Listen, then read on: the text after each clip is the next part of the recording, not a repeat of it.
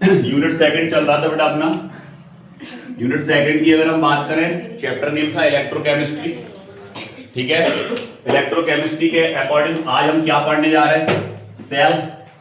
सबसे पहले हम सेल के पढ़ने से पहले इलेक्ट्रोड को देखेंगे।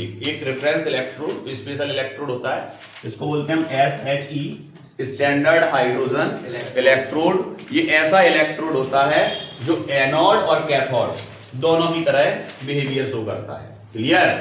आ गया समझ में? मतलब ये एनोड भी बन सकता है और कैथोड भी बन सकता है। अब हम बात करते हैं स्टैंडर्ड हाइड्रोजन इलेक्ट्रोड की जरूरत क्यों पड़ी। क्योंकि किसी भी इलेक्ट्रोड का अगर हमें पोटेंशियल निकालना है तो इलेक्ट्रोड का पोटेंशियल हम तभी निकाल सकते हैं जब अपने पास दो तरह के इलेक्ट्रोड हो, कैथोड और एनोड। क्लियर? क्योंकि करंट तो फ्लो करना पड़ेगा ना। करंट फ्लो करने के लिए कितने इलेक्ट्रोड चाहिए? दो इलेक्ट्रोड चाहिए। तो यहां पर अपन को जरूरत पड़ी किसकी? SHE, एक ऐसे इलेक्ट्रोड की जिससे हम किसी अन्य इलेक्ट्रोड का क्या निकाल पाए? पोटेंशियल। क्लियर? इसका फिक्स वैल्यू होता है 0.00 वोल्ट। ये 0.00 वोल्ट। किसी ने पूछा SHE स्टैंडर्ड हाइड्रोजन इलेक्ट्रोड या हाइड्रोजन इलेक्ट्रोड का पोटेंशियल कितना होता? स्टैंडर्ड इलेक्ट्रोड पोटेंशियल कितना होता? 0.00 वोल्ट। ये ओटी में आता है, ऑब्जेक्टिव टाइप क्वेश्चंस में पूछा जाता है। क्लियर? अब हम बात करते हैं सबसे पहले SHE का स्ट्रक्चर देख लें। सबसे पहले स्ट्रक्चर में क्या है बेटा?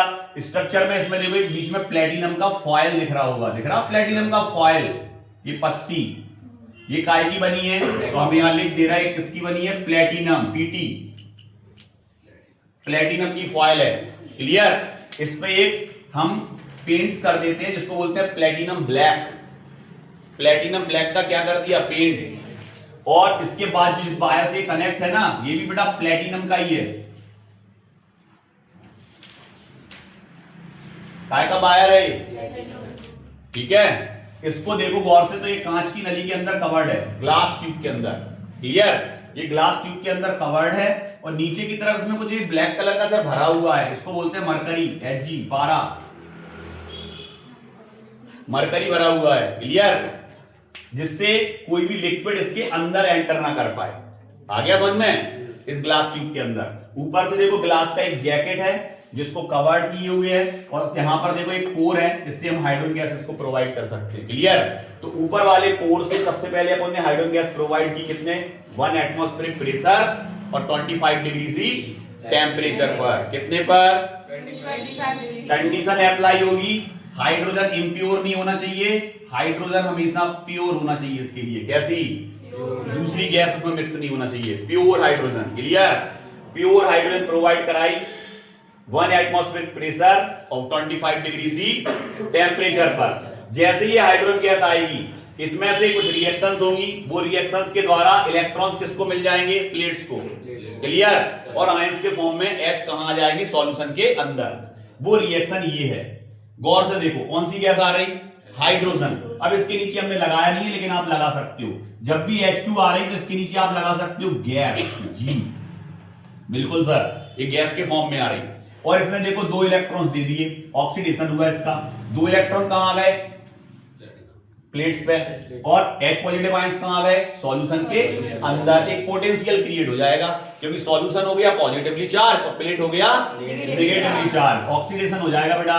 तो यहां पर जो ऑक्सीडेशन होगा, अब इस सेल को रिप्रेजेंट कैसे करते हैं? यहां AQ लगा सकते हो आप, क्योंकि जब भी सॉल्यूशन के अंदर आयंस हो उनको एक्वस करके लिखा जाता है, एक्वस सॉल्यूशन में। क्लियर? AQ लगा देते हैं। अब इसको रिप्रेजेंट कैसे करते हैं? तो रिप्रेजेंट का तरीका देख लो। सबसे पहले इसमें सॉलिड चीज को लिखा जाता है, जैसे हमने लिखा PT। क्लियर? कैसा है? Solid, oblique. ठीक है, फिर क्या लिखेंगे? H2 गैस के फॉर्म में आ रहा, फिर H पॉजिटिव आयन जो कि एक्वस सॉल्यूशन के अंदर है। क्लियर? आ गया समझ में? तो यहां पर देखो ऐसे रिप्रेजेंट किया, PT H2H। क्लियर? अब ये एनोड की भांति काम करे या कैथोड, मतलब एनोड का जैसा बिहेवियर शो करे या कैथोड। रेफरेंस मतलब इलेक्ट्रोड को रिप्रेजेंट करने का तरीका यही चलेगा, सेम टू सेम। देखो हमने लगा दिया, देखो दिख रहा, टिंग टिंग टिंग। क्या लिखा? सेम। चाहे कैथोड का काम करे या एनोड का, बस रिएक्शन उल्टा हो जाएगा। कैसा? इस तरफ की चीज देखो यहां, इस तरफ की चीज देखो बेटा, इस तरफ की चीज यहां और इस तरफ की चीज यहां। उल्टा कर दिया इसको, ये दोनों यहां, ये दोनों यहां, उल्टा हो गया रिएक्शन। ऑक्सीडेशन की जगह क्या हो गया, रिडक्शन। क्लियर, कोई दिक्कत? इधर देखो बेटा, अब हम इसके रिडक्शन पोटेंशियल को कैसे लिखते हैं। और रिडक्शन पोटेंशियल हाइड्रोजन इलेक्ट्रोड में कितने तरह का होता है? दो तरह का होता है सर। कौन कौन सा? एक होता है SRP, ठीक है, और एक होता है SOP। इसको बोलते हैं स्टैंडर्ड रिडक्शन पोटेंशियल, इसको बोलते हैं स्टैंडर्ड ऑक्सीडेशन पोटेंशियल। ये है स्टैंडर्ड ऑक्सीडेशन पोटेंशियल और ये है स्टैंडर्ड रिडक्शन पोटेंशियल। क्लियर? तो यहां पर जब स्टैंडर्ड रिडक्शन पोटेंशियल लिखेंगे तो ध्यान रखेंगे हम इस चीज को कि रिडक्शन, गौर से देखो, रिडक्शन कहां हो रहा है, यहां हो रहा। तो ये वाला जो H पॉजिटिव है ये देखो ऊपर लिखा हमने, और ये जो H2 है इसको कहां लिखा, नीचे। आ गया समझ में? हमने पहले ही बता दिया आपको कि इनका जो पोटेंशियल निकलता है वो कितना निकलता है, 0.00। क्लियर? आ गया समझ में? तो यहां पर अब जब बात इसकी आएगी तो देखो इसमें हाइड्रोजन ऊपर है, आगे है मतलब, तो देखो इसको ऊपर लिखा, ये H पॉजिटिव नीचे लिखा। क्लियर? ये रिप्रेजेंट करने का तरीका आना चाहिए आपको। क्लियर? इससे रिलेटेड एक क्वेश्चन देख लेते हैं। क्वेश्चन देख लेते हैं। क्वेश्चन दिया है, find the electrode potential for an electrode. वो कह रहा है एक आपके पास इलेक्ट्रोड है और उस इलेक्ट्रोड का हमें क्या निकालना है, पोटेंशियल निकालना है। क्या निकालना है बेटा? क्या फाइंड करना है? Potential. Find the electrode potential for an electrode. किसी भी एक इलेक्ट्रोड के लिए पोटेंशियल निकालना है विच इज कांटेक्ट, जो कि कांटेक्ट में है। किसके कांटेक्ट में है? एक ऐसे सॉल्यूशन के कांटेक्ट में है जिसका पीएच वैल्यू कितना है, 10, और उस समय टेंपरेचर कितना है। हमें नहीं लगता क्वेश्चन में कोई दिक्कत, कोई दिक्कत नहीं क्वेश्चन में। भैया पोटेंशियल किससे निकालते थे? इलेक्ट्रोड पोटेंशियल निकालना हो या सेल का पोटेंशियल निकालना हो, नर्नस्ट इक्वेशन। पहुंच गए अपन वहीं, नर्नस्ट इक्वेशन। गौर से देखो जरा, सबसे पहले हमें कौन सा पोटेंशियल निकालना है इसको देखो। वो कह रहा, जैसे मान लो हाइड्रोजन है, हाइड्रोजन का इलेक्ट्रोड पोटेंशियल निकालना है, तो मतलब हम किसी भी इलेक्ट्रोड का पोटेंशियल निकालना किसके अकॉर्डिंग निकालते थे? हाइड्रोजन के अकॉर्डिंग। तो यहां पर अपन ने क्या लिया, हाइड्रोजन, इसने अपने इलेक्ट्रॉन्स दिए, 2H पॉजिटिव बनाया। कोई बता सकता है क्या क्या कौन सी रिएक्शन हुई इसमें? ये वाली। क्लियर? इसने अपने इलेक्ट्रॉन दे दिए। अब देखो रिप्रेजेंट ऐसे ही करते थे, देखो ऊपर लिखा था PT H2 H पॉजिटिव, देखो सेम टू सेम लिखा। क्लियर?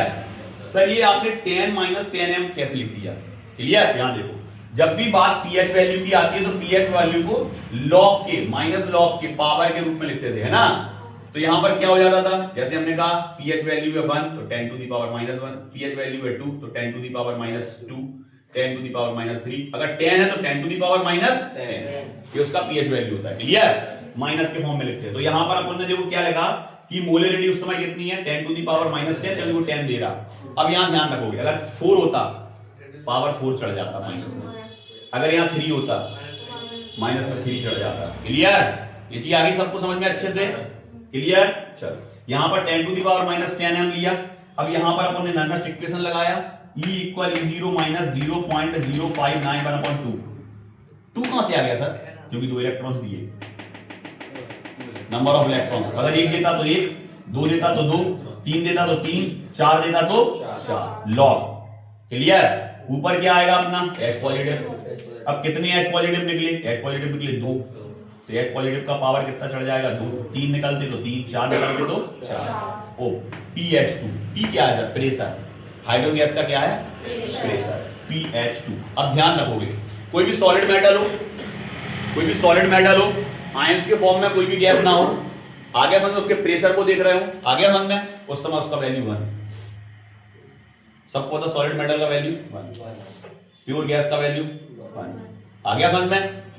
अब यहां पर 1 आ गया तो केवल यही बचेगा, यही बचेगा कि नहीं? नीचे तो 1 आ गया ना, इसका वैल्यू 1, तो केवल यही बचा। देखो यही का यही, same to same. Any doubt? किसी कोई दिक्कत? 2 से अब देखो यहाँ H पॉजिटिव का वैल्यू कितना था? 10 टू द पावर -20 हो गया। कैसे हो गया? 10 टू द पावर -10 था into 2। Clear?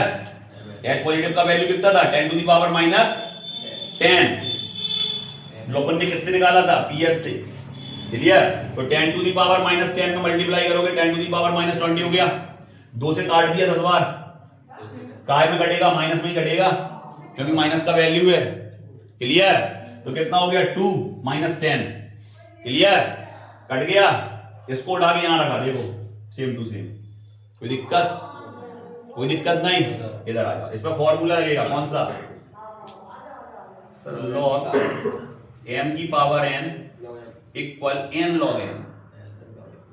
That's all. Clear? आ गया समझ में? तो यहां पर देखो, जैसे ये 10 है, ये कहां गया? आगे। log 10 कहां पहुंच गया? पीछे। क्लियर? इनटू में है ये। क्लियर? इनटू में है। अब जैसे ही log 10 का वैल्यू तो 1 होता सर, log 10 का वैल्यू 1 होता, तो 10 का मल्टीप्लिकेशन कर दो -10 का। किसमें? इसमें। ये भी माइनस का, ये भी माइनस का, प्लस हो जाएंगे, कट जाएंगे। कट गए।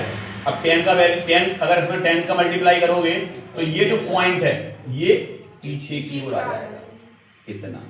अगर ये 100 से करते तो यहां, 1000 से करते तो यहां। क्लियर? पॉइंट आ जाता। वैल्यू कितना आ गया? 0.591। अब इस तरह का कोई भी क्वेश्चन आता है वो वैल्यू चेंज करेगा पीएच की, आप तुरंत निकाल दोगे। क्लियर? तो दिक्कत? ये क्लियर? ये क्लियर? कोई डाउट नहीं ना किसी को? क्या पढ़ने जा रहा है? Dry cell. ड्राई सेल क्या होता है sir? Dry cell sir non rechargeable cell है। कौन सा? Non rechargeable. रिचार्जेबल नॉन क्यों है? क्योंकि इसको आपने यूज किया, यूज करने के बाद इसको फेंक दिया, फिर वो चार्ज नहीं होता। क्लियर? इस तरह का सेल ड्राई सेल कहलाता है। इन सेलों को प्राइमरी सेल भी कहते हैं। क्या कहते हैं बेटा? Primary cell one time use होता है केवल। क्लियर? तो यहां पर अगर ड्राई सेल की बात करें तो ये स्ट्रक्चर बना हुआ है। स्ट्रक्चर को गौर से देखो। इसमें सबसे बाहर एक बेसल है, बिल्कुल बेसल है, पात्र है। कैसा है? सिलेंड्रिकल। आ गया समझ में? सिलेंड्रिकल पात्र ले लिया, एक बेसल ले लिया, और इस बेसल के अंदर देखो दो तरह का पेस्ट दिख रहा होगा, एक रेड कलर का, एक ब्लैक कलर का। दिख रहा? और बीच में ग्रेफाइट की रॉड। ये इसका स्ट्रक्चर होता है। इस सेल को अगर काटोगे तो ऐसे ही दिखेगा अंदर। क्लियर? ग्रेफाइट की रॉड काय का काम करती? एग्जाम में गए भूल गए, एग्जाम में गए भूल गए कि ग्रेफाइट एनोड था कि कैथोड था, भूल गए। तो भैया ग्रेफाइट किसका? ग्रेफाइट अगर देखें तो ग्रेफाइट का फॉर्मूला क्या होता? सी। डायमंड का फॉर्मूला सी। कार्बन से ही तो बनते। आ गया समझ में? तो यहां पर अगर अपन बात करें तो graphite C, C for cathode, भूलना ही नहीं है। अब कैथोड किससे लिखते हैं स्पेलिंग में? सी से तो लिखते हो। ग्रेफाइट का फॉर्मूला सी। आ गया समझ में? तो ग्रेफाइट कैथोड Zn काय का काम करेगा? एनोड का। याद रखोगे, Zn काय का काम करेगा? एनोड का। और ग्रेफाइट काय का काम करेगा? कैथोड का। इधर देखो जरा, इसके बाद पेस्ट जो भरे वो क्रम से याद होना चाहिए। अंदर वाला पेस्ट है MnO2+C, बाहर वाला पेस्ट है NH4Cl+ZnCl2। ये दोनों पेस्ट बाहर हैं, ये दोनों अंदर है। क्लियर?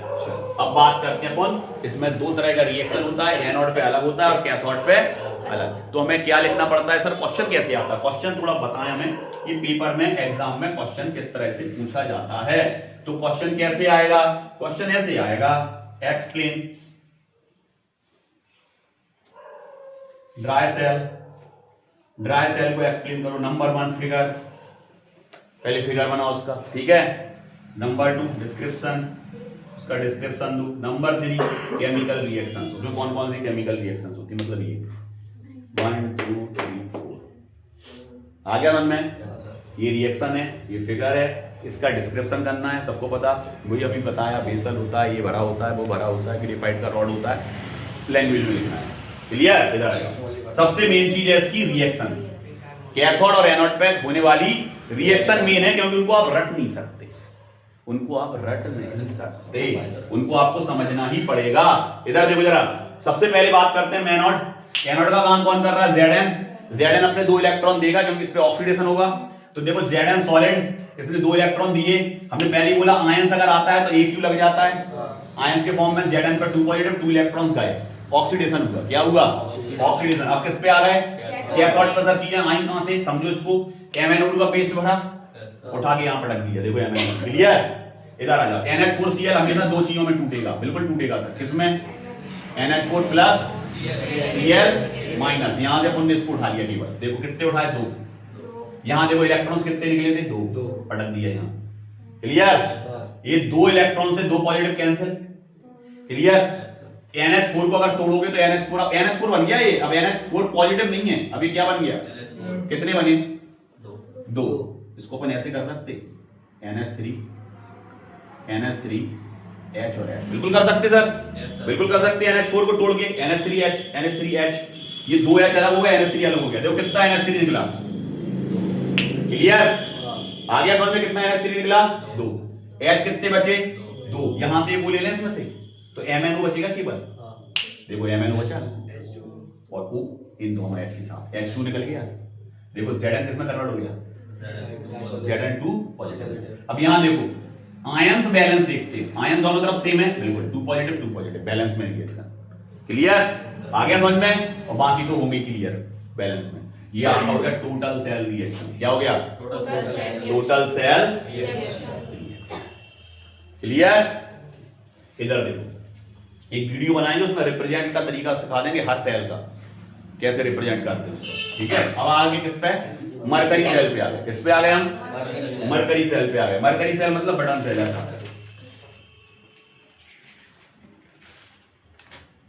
देखा होगा आप लोगों ने, बिल्कुल सर ऐसे ही होता है। छोटा सा सेल घड़ियों में डलता है, आगे ना माइक्रोफोन्स में डलता है, वो सेल छोटा वाला, बिल्कुल छोटा, आगे ना में, इसको बोलते हैं मरकरी सेल। अब मरकरी सेल में भी क्या क्या भरा होता है? इसमें सर जिंक मरकरी इसका पेस्ट भरा होता है, HgO का पेस्ट भरा होता है, आ गया समझ में? तो यहां पर अगर अपन बात करें, इसको क्या बोलते हैं सर, समझो पहले। कोई भी मेटल अगर पारे के साथ डिसॉल्व हो रही, जैसे Zn है, Zn को तुमने पारे में बोल दिया, मतलब पारा क्या होता है? Hg की खासियत होती है, अगर कोई मेटल के संपर्क में आएगा उसको शक कर लेगा, आ गया समझ में? अपने अंदर घोल लेगा। तो यहां पर अगर अपन बात करें तो ये जैसे इसमें बोले ना, ये जिंक अमलगम बन जाएगा, ZnHg। कॉपर होता कॉपर अमलगम, मरकरी के साथ जो भी बनेगा वो अमलगम कहलाता। तो ये जिंक अमलगम है, जिंक अमलगम, क्लियर?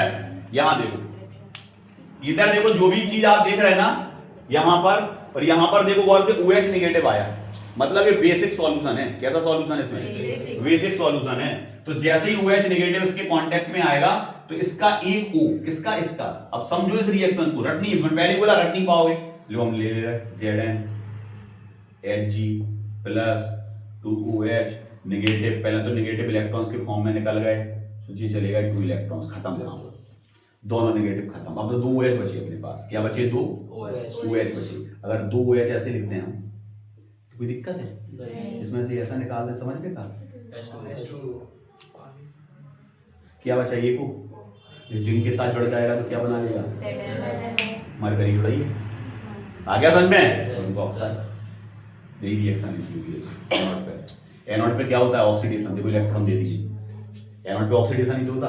इधर आ जाओ, क्या करना है सर इसके लिए? HgO मर्क्यूरिक ऑक्साइड प्लस, बाकी चीजें कहां से लाएंगे सर? कुछ नहीं करना, उठा के यहां पटक दिया। देखो केवल ये याद रखना है HgO, बाकी ये वाला देखो O, ये वाला O कितने O है? 2। H कितने हैं? 2 इलेक्ट्रॉन, क्या बना? 2H नेगेटिव, प्लस में क्या निकल गया? क्लियर? कैंसिल कर दो, बहुत सारी चीजें कट रही सर इसमें तो।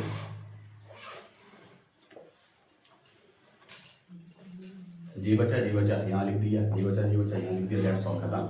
कोई दिक्कत? मरकरी सेल की रिएक्शन क्लियर? कोई डाउट? कर लोगे अब तो? इसकी रिएक्शन एनोड कैथोड क्लियर, वो टोटल सेल रिएक्शन क्लियर, इसकी टोटल सेल रिएक्शन क्लियर, आगे बढ़ना, स्टैंडर्ड आइडियल इलेक्ट्रोड क्लियर। कोई दिक्कत?